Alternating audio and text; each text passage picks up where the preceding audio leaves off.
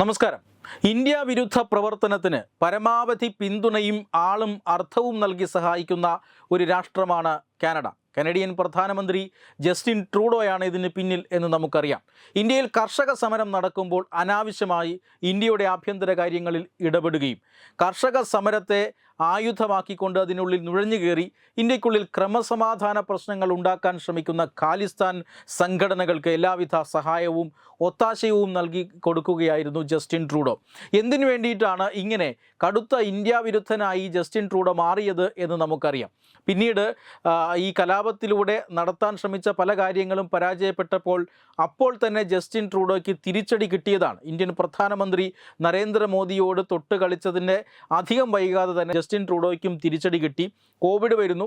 കോവിഡിന് ശേഷം Covid vaccine അത് നിർബന്ധപൂർവം കുത്തിവയ്പ്പിക്കുന്നു എന്നാരോപിച്ചുകൊണ്ട് ഒരു സംഘം ആളുകൾ ജസ്റ്റിൻ ട്രൂഡോയ്ക്കെതിരെ കലാപമുയർത്തുന്നു. ഈ കലാപകാരികളിൽ നിന്നും രക്ഷപ്പെടാനായി ജസ്റ്റിൻ ട്രൂഡോയ്ക്ക് തൻ്റെ ഔദ്യോഗിക വസതി ഉപേക്ഷിച്ച് പലായനം ചെയ്യേണ്ട സാഹചര്യം പോലും ഉണ്ടായി. പക്ഷേ ആ സാഹചര്യം പോലും മനസ്സിലാക്കാതെ വീണ്ടും ഇന്ത്യ വിരുദ്ധ പ്രവർത്തനങ്ങളുമായി ജസ്റ്റിൻ ട്രൂഡോ പുറത്തിറങ്ങി. അതായത് ഖാലിസ്ഥാൻ ഭീകരവാദികളെ കൊന്നൊടുക്കുന്നുണ്ട്. ചില ഖാലിസ്ഥാൻ ഭീകരവാദികൾ കാനഡയിൽ മരിച്ചു. അതുമാത്രമല്ല, ഇന്ത്യ വിരുദ്ധനായ ഖാലിസ്ഥാൻ ഭീകരൻ ഗുർപത്വന്ത് സിംഗ് പന്നൂനെ പലരും വധിക്കാൻ ശ്രമിച്ചു. ഇതിൻ്റെയൊക്കെ പിന്നിൽ ഇന്ത്യയാണെന്നും ഇന്ത്യൻ രഹസ്യാന്വേഷണ ഏജൻസികളാണ് ഈ കൊലപാതകങ്ങൾക്ക് പിന്നിലെന്നുമൊക്കെ ആരോപിച്ചുകൊണ്ട് അന്താരാഷ്ട്ര തലത്തിൽ തന്നെ ഇന്ത്യക്കെതിരെ വലിയ ഗൂഢാലോചന നടത്താൻ ശ്രമിച്ചു. അതായത് കാനഡയിൽ വച്ച് നടക്കുന്ന ജസ്റ്റിൻ ട്രൂഡോയുടെ പിന്തുണയോടുകൂടി നടക്കുന്ന ഇന്ത്യ വിരുദ്ധ പ്രവർത്തനങ്ങളും ഭീകരവാദ പ്രവർത്തനങ്ങളുമൊക്കെ പുറത്തറിയാതിരിക്കാനാണ് ഇന്ത്യക്കെതിരെ വലിയ ആരോപണവുമായി ജസ്റ്റിൻ ട്രൂഡോ രംഗത്തെത്തിയത്. ഇപ്പോൾ ആ ജസ്റ്റിൻ ട്രൂഡോയ്ക്ക് മറ്റൊരു പണി കിട്ടിയിരിക്കുകയാണ്. അതായത് 2015 മുതൽ തന്നെ കാനഡയുടെ പ്രധാനമന്ത്രിയാണ് ജസ്റ്റിൻ ട്രൂഡോ. പ്രധാനമന്ത്രി നരേന്ദ്രമോദിയെ പോലെ തന്നെ രണ്ടാമത്തെ തവണയും അദ്ദേഹം തുടർഭരണം നേടി ഇപ്പോൾ ഭരിച്ചുകൊണ്ടിരിക്കുകയാണ്. പക്ഷേ ഈ ഏറ്റവും അവസാനത്തെ തെരഞ്ഞെടുപ്പിൽ ജസ്റ്റിൻ ട്രൂഡോയുടെ പാർട്ടിക്ക് അവിടെ കേവല ഭൂരിപക്ഷം ലഭിച്ചിരുന്നില്ല. ഹൗസ് ഓഫ് കോമൺസ് എന്നറിയപ്പെടുന്ന പാർലമെൻറ്റിൽ, കനേഡിയൻ പാർലമെൻറ്റിൽ 338 സീറ്റുകളാണ് ഉള്ളത്. അവിടെ കേവല ഭൂരിപക്ഷത്തിന് 170 സീറ്റുകൾ ആവശ്യമാണ്. പക്ഷേ ജസ്റ്റിൻ ട്രൂഡോയുടെ പാർട്ടിക്ക്, ലിബറൽ പാർട്ടിക്ക് കിട്ടിയത് 154 സീറ്റുകൾ മാത്രമാണ്. 119 സീറ്റുകളോടുകൂടി കൺസർവേറ്റീവ് പാർട്ടി തൊട്ടു പിന്നാലെ എത്തി. പക്ഷേ 32 സീറ്റുകളും 24 സീറ്റുകളുമുള്ള രണ്ട് ചെറു കക്ഷികൾ കാനഡയിൽ ഉണ്ടായിരുന്നു. ഈ 24 സീറ്റുകളുള്ള NDP എന്ന് പറയുന്ന ഖാലിസ്ഥാൻ ഭീകരവാദികളെ പിന്തുണയ്ക്കുന്ന, അതായത് ഇന്ത്യയിൽ നിന്ന് കാനഡയിലേക്ക് കുടിയേറി പാർത്തിട്ടുള്ള ഖാലിസ്ഥാൻ വാദികളുടെ പിന്തുണയോടുകൂടി പ്രവർത്തിക്കുന്ന NDP എന്ന രാഷ്ട്രീയ പ്രസ്ഥാനം, ആ രാഷ്ട്രീയ പാർട്ടിയിൽ നിന്നും 24 അംഗങ്ങളുള്ള NDPയുടെ പിന്തുണ ഉറപ്പിച്ചുകൊണ്ടാണ് ജസ്റ്റിൻ ട്രൂഡോ വീണ്ടും അധികാരത്തിൽ വരുന്നത്. അങ്ങനെയാണ് ജസ്റ്റിൻ ട്രൂഡോ ഭൂരിപക്ഷം തികയ്ക്കുന്നത്. അതുകൊണ്ടാണ് ഇന്ത്യ വിരുദ്ധ പ്രവർത്തനത്തിന് ജസ്റ്റിൻ ട്രൂഡോയ്ക്ക് അത്രയധികം താല്പര്യമുള്ളത്. കാരണം തൻ്റെ സർക്കാർ നിലനിൽക്കണമെങ്കിൽ, ഘടകകക്ഷികളെ പ്രീണിപ്പിക്കണമെങ്കിൽ ഇന്ത്യ വിരുദ്ധ പ്രവർത്തനം നടത്തിയേ പറ്റൂ.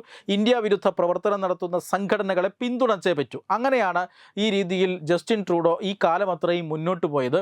പക്ഷേ ഈ ജസ്റ്റിൻ ട്രൂഡോയുമായി ഉണ്ടാക്കിയ കരാർ അത് അവസാനിപ്പിച്ചുകൊണ്ട് ജസ്റ്റിൻ ട്രൂഡോ സർക്കാർ പല മേഖലകളിലും പരാജയപ്പെട്ടു എന്ന് ആരോപിച്ചുകൊണ്ട് ജസ്റ്റിൻ ട്രൂഡോ സർക്കാർ കോർപ്പറേറ്റുകളെ പിന്തുണയ്ക്കുന്നു, അമിതമായി പിന്തുണയ്ക്കുന്നു, അവിടുത്തെ രാജ്യത്തിൻ്റെ ജനങ്ങളുടെ താല്പര്യങ്ങൾക്ക് വിരുദ്ധമായി പ്രവർത്തിക്കുന്നു, പ്രതിപക്ഷത്തെ നിലയ്ക്ക് നിർത്താൻ സാധിക്കുന്നില്ല എന്നൊക്കെയുള്ള ആരോപണങ്ങൾ ഉന്നയിച്ചുകൊണ്ടാണ് NDP പിന്തുണ പിൻവലിച്ചിരിക്കുന്നത്. ഇപ്പോൾ പിന്തുണ പിൻവലിച്ചതോടുകൂടി 154 സീറ്റുകളോടുകൂടി ജസ്റ്റിൻ ട്രൂഡോ സർക്കാർ ന്യൂനപക്ഷമായി മാറിയിരിക്കുന്നു.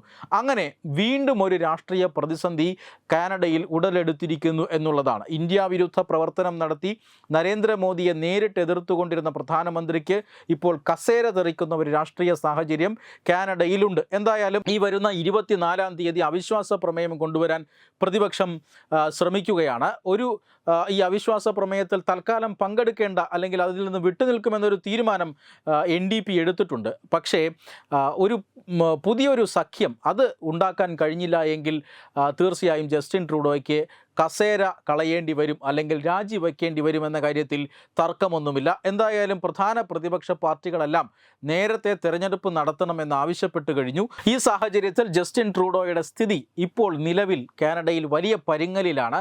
ഇന്ത്യ വിരുദ്ധ പ്രവർത്തനം ഇനി ജസ്റ്റിൻ ട്രൂഡോ നടത്തിയില്ലെങ്കിലും പ്രശ്നമില്ല എന്നൊരു രാഷ്ട്രീയ സാഹചര്യമാണ്.